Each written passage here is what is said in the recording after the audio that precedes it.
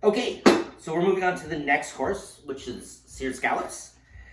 Kind of just right before we ate the soup, I put the cauliflower puree into the pot to do its thing.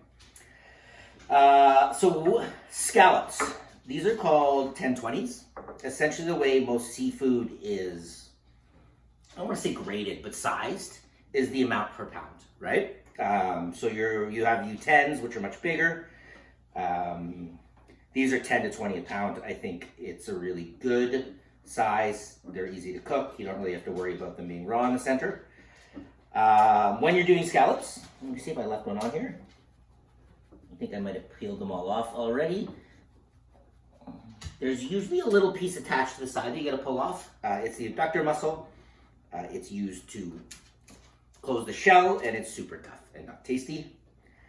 We also dry them really well. So when you get them, they'll come packed between layers of paper towel so that they get a nice big sear. So to start, get a little salt on them. A little cracked black. If you don't have a pepper grinder, get one. Pre-grind pepper is garbage. Great. I also have the cast iron pan on at a medium-high heat right now.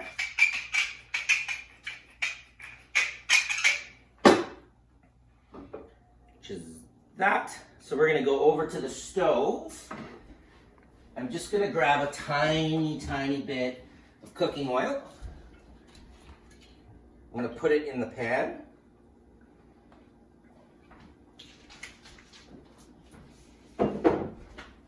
And then I'm gonna add a couple of cubes of butter. What the cooking oil does is it changes the smoke point of the butter. So it's gonna allow it to cook at a hotter temperature without burning. And the butter is what gives us the really, really nice sear on our scallops. If you don't have a really nice cast iron pan, there's an old trick you can do, which is take any sort of aluminum or stainless steel pan you have and just lay a piece of parchment paper on the bottom. Then put your oil and your butter on, and your scallops will never stick. They won't get as brown or as crusty as they will in something like this, but it's still pretty good.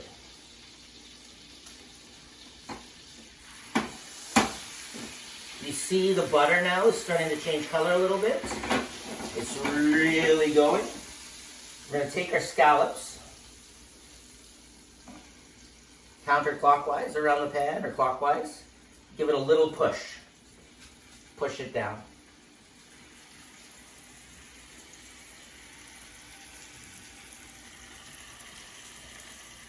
At this point, I'm going to blast it up a little bit. The key with searing anything, whether it be mushrooms, whether it be steak, is let it do its thing. The more you mess around with it, the less time it has to really develop that cool crust that we're looking for. So we're going to let that hang out for a couple of seconds.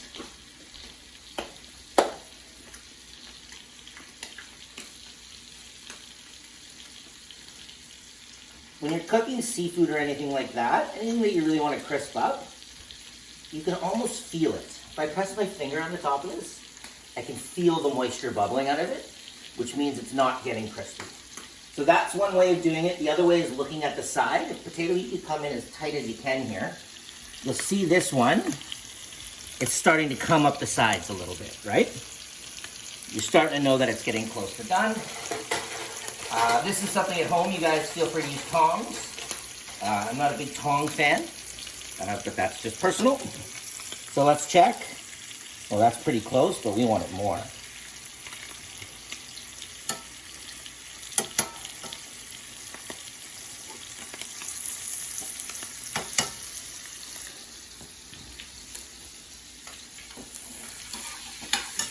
Kind of during the cooking, don't feel scared to do a little basty baste. The baste does two things.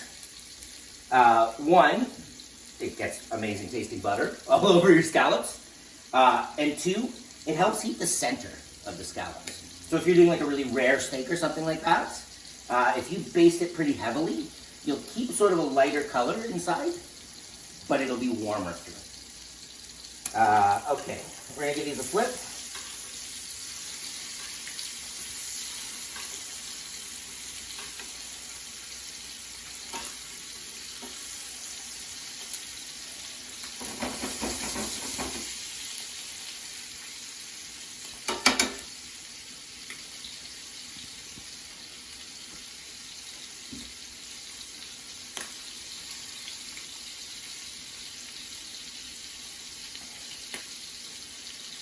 To tell they're done, it's so hard. It's a feel thing. You want it to feel... I'm trying to think of something to describe it as, and it's hard.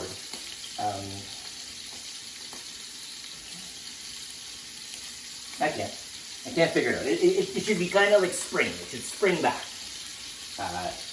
That's how you know the proteins are firmed up and you're getting there. So these are done. Whenever I cook anything, and it's kind of a good rule of thumb, I never go from the pan to the plate. All right? I always let them hang out on a piece of paper towel on a plate.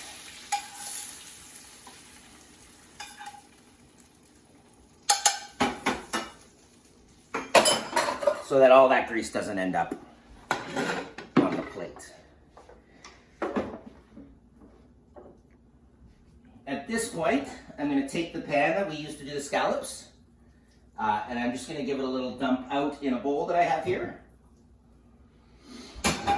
Quick little wipe with some paper towel.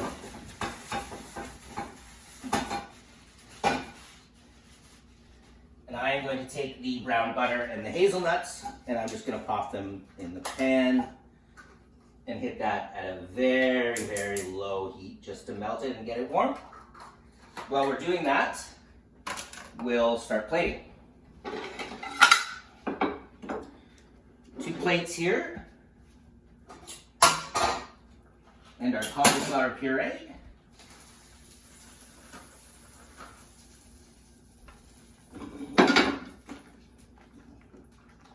Sort of the same thing as the soup. It feels really warm, really nice.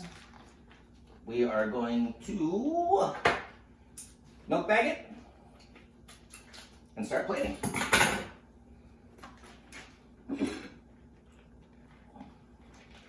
Well, that's pretty hot. So this one I'm going to do, you know, maybe a little daub in the middle. This one we'll do a daub over here.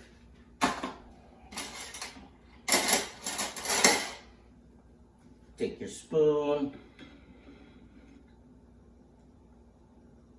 Make a nice little round nest.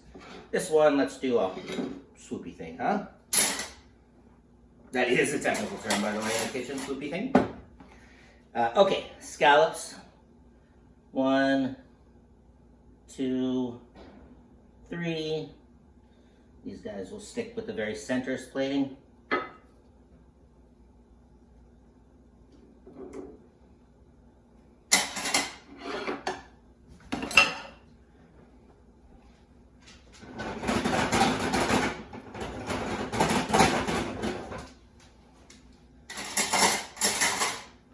So here we have the brown butter and the hazelnuts.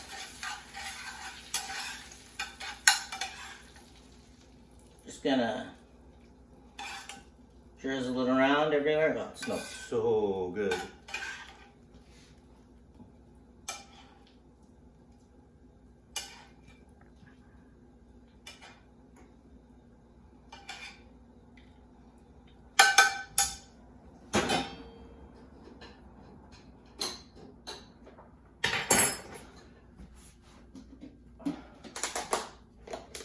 I'm going to take a little arugula, and we're just going to spread it around.